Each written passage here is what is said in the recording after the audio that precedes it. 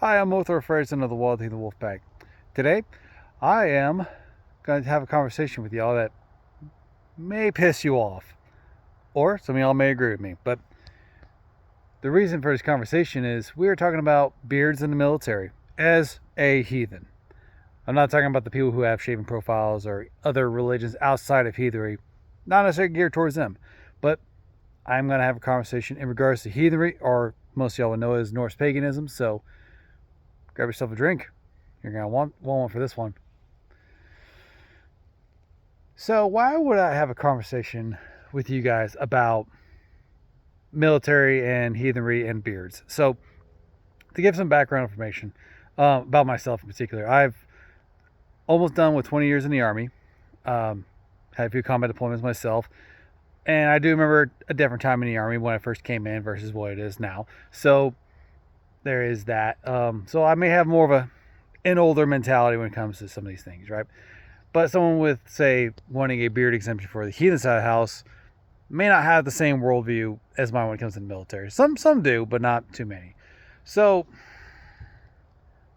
what is the point of this conversation that I'm about to have? So, are we the religion of beards? I want y'all to ponder on that for a minute. Is heathenry the religion of beards? So why am I asking people this? Because reason being is because every time I ask a soldier who wants to learn about heathenry, or they want to talk to me about heathenry, because I was DRGL at one point, the first question out of the mouth is, what do I do to get a beard? That should be concerning. That should be concerning as if that's all we're viewed as a religion of the beard. Now, granted, most heathens I talk to will even agree, like, there's nothing really in writing that requires you to have a beard to practice heathenry. But for some reason, we are the religion of the beard. And it's kind of the only takeaway that people tend to have. And some of these people do get their beards and they get approved for it. But they don't show up to the services on base. Not saying they're required to, but there is pagan and heathen communities on military bases that need attendance, that provide those services, but they don't go. And I'm starting to think that maybe they're not who they say they are. And people actually, I know people who do have the beard exemption, who are heathens and Norse pagans, that actually will agree with me and say that there is people faking it to get a beard. It's more common than you think. But this is what's starting to piss me off about the whole thing, is we have gotten so focused on the beard aspect, but not the rest of it. Now you're going to ask, why do I have a beard?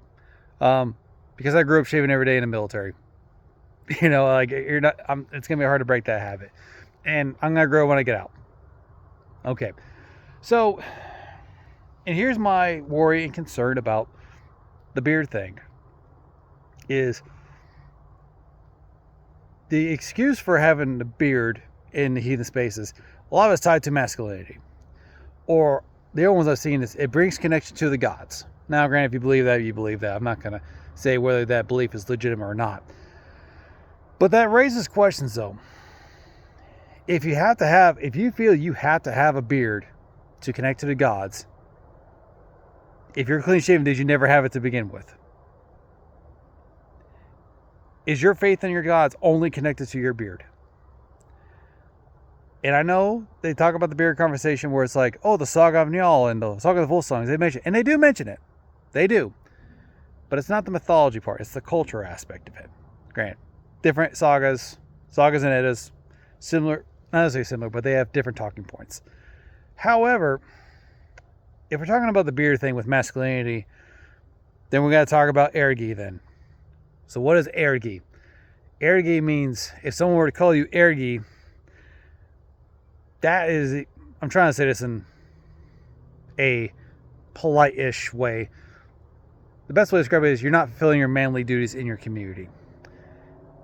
Often it's tied with homosexuality, or at least that's the common belief of it. And if you read the sources like Icelandic and otherwise, if someone were to call you ergi, you have to pretty much deny it right off the bat.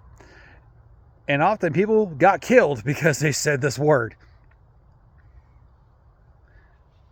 But here's the thing is, if we are so bent on the masculinity of the beards, and we're tying the beard to our connection with the gods, what about the female practitioners? What about the women? What do they connect? Do they have a bush in their crotch and that's how they connect? Like, okay, that may be inappropriate, but the fact of the being is, you're opening a can of worms that you're not really quite ready to answer. Can you even make that judgment call? Can you even like validate someone's connection to the gods due to their beard? Now, culturally speaking, yes, there was parts of it. I did say that, you know, men were respected when they had beard because it showed age and wisdom. However, what I see is happening is you have these young soldiers, you know, Marines, Airmen, whatever it is, they're trying to get this beard exemption because they don't have to shave. And again, I'm not the only one who feels this way. I've known DRGLs who've experienced this too. The first thing they want to ask about heathenry, how do I get my beard? Heathenry is a religion of homework. This takes years and years of study. I've been doing this for 10 years, practicing heathenry, and I still don't know everything. There's so many sagas, so many Eddas. There's so many sources that we talk about how the Nordic people were, you know, whether it's Icelandic, Swedish, Germanic, you know, whatever, right? And this takes years of practice. But the big takeaway is the beard. Not learning about the runes, not learning what frith is, or grith, your inner guard, outer guard, how to be a productive heathen in the community, community building. One of the things I heard, and this still irks me, especially when I heard it, and I'm not going to say this person's name, but they pretty much, you know, whenever they're trying to crack down on the beard thing, the religious accommodation for beards, you know, this person kind of did the whole, like, I'll leave the army if I can't have my beard. There's a part of heathenry that, if you're labeled an oath breaker, there's a certain part of Niflheim you go to, which is one of the worst the worst realm you go to. Being an oath breaker is one of the worst things you can be labeled as in heathenry.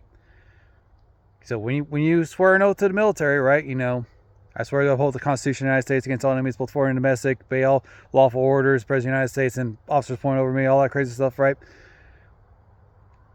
If you're deliberately trying to break that because you can't have a fucking beard, you're not a fucking heathen. You're just an asshole who wants a fucking beard. It's plain and simple, right? The amount of effort that there was made by open halls, I'm going to, you know, use them for example, to get the Mjolnir on tombstones at Arlington and stuff like that too.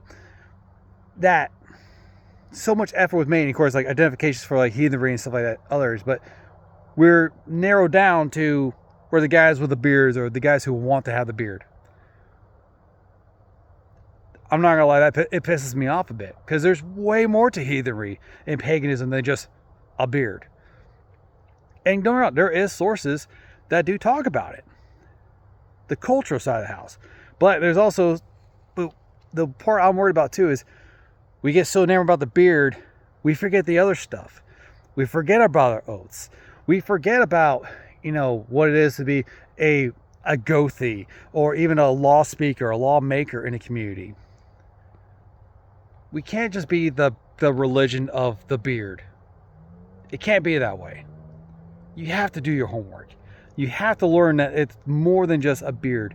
And of course, with our question too is, if you know someone who's seen vast combat experience, are you going to call that person arrogant because they don't have a beard even though they are heathen and they probably practice more heathen than you do? It's upsetting that that's what we're reduced to. So I'm going to answer with this, or question you again with this. Are we the religion of beards? I want you to think about that for a while.